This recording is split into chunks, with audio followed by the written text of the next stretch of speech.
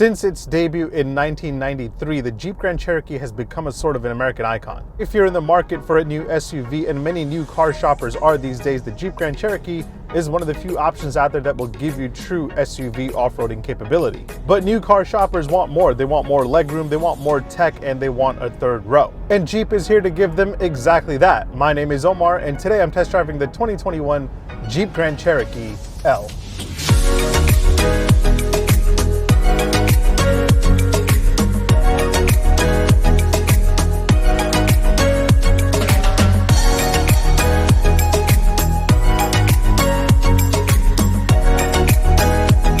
First of all, I get asked this question a lot. What's the difference between a Wagoneer, the Grand Wagoneer, and the Grand Cherokee L? Why do we need a three-row Grand Cherokee? Well, think of it this way. The Jeep Wagoneer will compete with the likes of the Tahoe and the Yukon, while the Grand Wagoneer will compete with the likes of the Cadillac Escalade and the Lincoln Navigator. So if Jeep just left its three-row ambitions to the Wagoneer lineup, it would have nothing that would compete with the Chevrolet Traverse, the GMC Acadia, and the million of other three-row SUVs out there. So that's why you have a three-row Grand Cherokee L. So how is the three-row Grand Cherokee to drive? Well, obviously it's bigger. It's 15 inches longer than the two-row model. By the way, a new two-row Grand Cherokee will arrive later this year. But yeah, in terms of ride quality, this thing is actually pretty smooth. You kind of just glide down the road in a Grand Cherokee. I've tested a lot of three-row SUVs, and I have to say that this is one of the more comfortable options that you have in this segment. At the same time, it's supposedly very capable off-road. Jeep made sure that its engineers don't sleep on the true off-roading capabilities that the brand is known for. The model that I'm testing here is powered by the Pentastar V6, making 293 horsepower,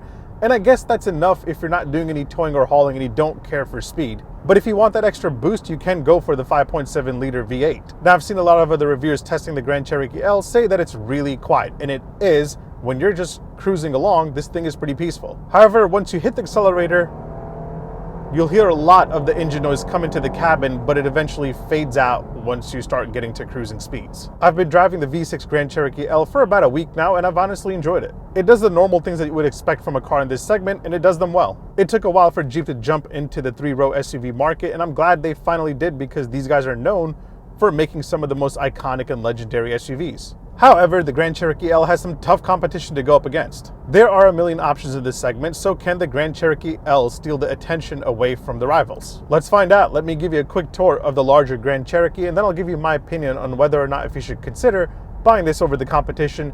Make sure you hit subscribe, make sure you hit like. All right, let's do this. Now, before we get into everything else, let's take a look at some of the cool and interesting things that you should know about the 2021 Jeep Grand Cherokee L. Of course, since this is the longer version of the Grand Cherokee, and since it has a third row, we have to start there. To get into the third row, you just pull this latch right here, and the second row will lift up and move forward, giving you plenty of room to hop in. So let's actually get into the third row and check it out. Once you get back here, you have a total of 30.3 inches of legroom. Let me just move this seat back, lock it into place. So this is like the middle setting. I'm about 6 foot tall, plenty of legroom back here, not bad. It's actually pretty comfortable. I've moved this seat all the way back to let you compare the difference, and let me slide over here.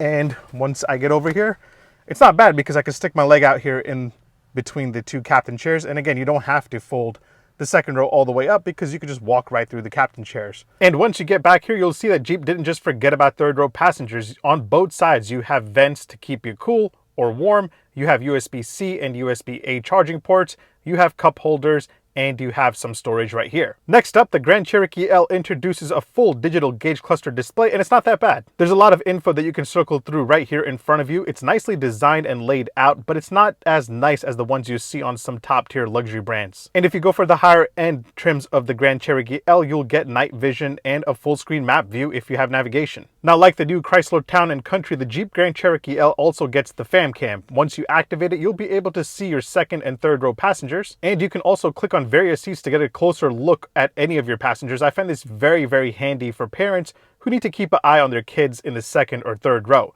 The fam cam is operated by this camera right here in the ceiling. And for 2021, you also have a redesign to the off-roading pages. It's actually much quicker than the outgoing model. And over here, you can check out your vehicle dynamics, accessory gauges, pitch and roll, and check out what happens when I circle through the drive modes. There's a nice little animation to go along with each one. This is sand and mud. This is snow. This is what happens when you're in auto.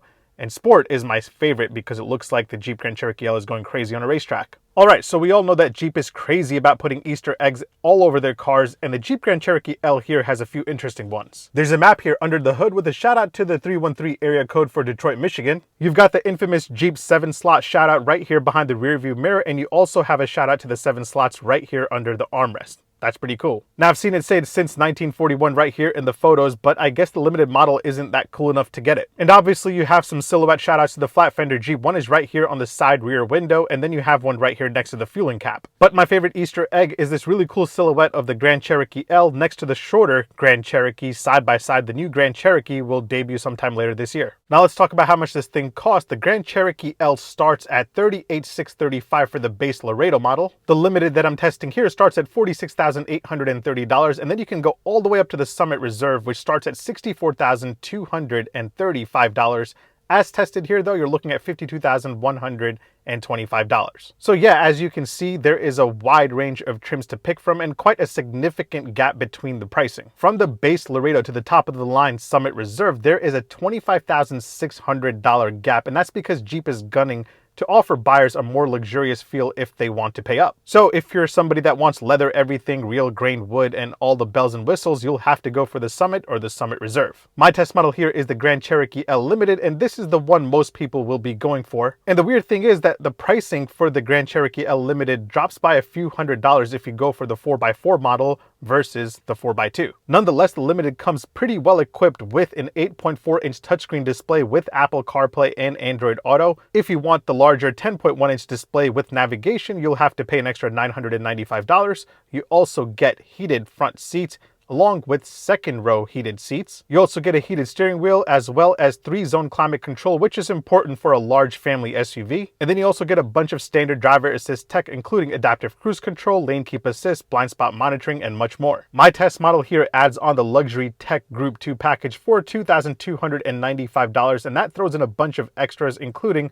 a surround view camera. You obviously have a rear view camera, but you also have the off-road cameras. So you have a front camera that you can actually wash from sitting right inside your Grand Cherokee L if it gets dirty while you're off-roading. The luxury tech group 2 package will also give you cooled front seats for a hot summer day like today. You also get manual second row shades to block yourself from the sun. And then this package throws in a wireless charging pad and much more. Oh yeah, I also have the giant panoramic sunroof, but that will cost you an extra $1,795. Let's talk horsepower and torque. Power comes from a 3.6-liter Pentastar V6 pumping at 293 horsepower and 260 pound-feet of torque, and that's made it to an 8-speed automatic transmission. Now, if you prefer the V8 power goodness, you will have to start building at the Overland 4x4 trim, which is powered by a 5.7-liter V8 pumping out 357 horsepower. 0 to 60 for the V6, I clocked it in at 7.5 seconds. You have a top speed of 120 miles an hour. If you want to go quicker, you can go for the V8, which will hit 60 in about 6.5 seconds. Fuel economy wise, for the 4x4 V6, you're working with 18 city and 25 highway. You have a 23-gallon tank capacity. I'm averaging, after a couple days of driving, a total of 19.3 miles a gallon. Now, from the outside, the new Jeep Grand Cherokee L is not bad looking at all. The 3-row family SUV segment is packed with some pretty dull and boring designs, and I think this and the Kia Telluride are some of the more tougher looking ones. The Grand Cherokee L sits on an all-new platform that will also underpin the 2-row model that's coming later this year. It's a completely new platform, so it's not sharing the platform from the Mercedes-Benz ML, and as the Grand Cherokees before it, it has a unibody chassis. The Jeep Wagoneer and the Grand Wagoneer will sit on a truck-based platform and will be more of full-size competitors. Personally, I like the front presence of this thing quite a bit, with a really long hood and new slim LED headlights that are actually standard across the lineup. But yeah, overall, the Jeep Grand Cherokee L has a pretty long and a pretty strong presence. It sits on a wheelbase that measures 122 inches with an overall length coming in at 205 inches, so it is pretty big. And again, in my opinion, this is one of the more better looking options in a very crowded segment that's filled with some forgettable designs. And of course, we have to check out the cargo capacity, so let's pop open the tailgate and see what you're working with. You have 17 cubic feet behind the third row. With the third row folded, you have 47 cubic feet, and with both rows folded, you have a total of 84.6 cubic feet, so it's pretty massive. And to close the tailgate, it is automatic, but you don't have a button right here. The button is actually located on the side right here, so you push this, and it takes a little second, so you can move out of the way, and then it closes. So it gives you a little window to get out of the way so you don't smash your head on the tailgate. Now let's hop inside the new Grand Cherokee L, and it's really not a bad place to be at all. Jeep has done a great job at redesigning the interior of the Grand Cherokee, and I say Grand Cherokee because this is the same interior that you'll see on the two-row model. It's a pretty comfortable and spacious place to be. The front seats are actually pretty plush and offer quite a bit of comfort when you're going on a long drive. Now we've already seen the legroom in the third row. Let's hop in the second row and check out what kind of legroom we are working with over here. You have a total of 39.4 inches of legroom. I'm about 6 foot tall. That is my seating position. As you can see, I still have plenty of room, not to mention you can move the second row forward and back if you want some more legroom, or if you want to be generous and give your third row passenger some more legroom. But yeah, other than that, there is a good use of high quality materials throughout this cabin. There is some leather or fake leather here on the dash. You have a bunch of soft touch rubber all around. However, keep in mind, since this is the Limited, you do have some plastic in the lower areas. Also, you do have some piano black, but I'm tired of going on and on about piano black and the usage of it across the industry. But yeah, if you want a higher quality interior or a more luxurious interior, you'll have to step up to the Summit and the Summit Reserve and pay much more. Tech-wise, we've already seen the digital gauge cluster display here. As for the infotainment, this right here is the entry-level infotainment with an 8.4-inch touchscreen display, and it can be upgraded to 10.1 inches with navigation if you pay extra. But overall, I have no complaints at all. This system is quick and it's easy to use.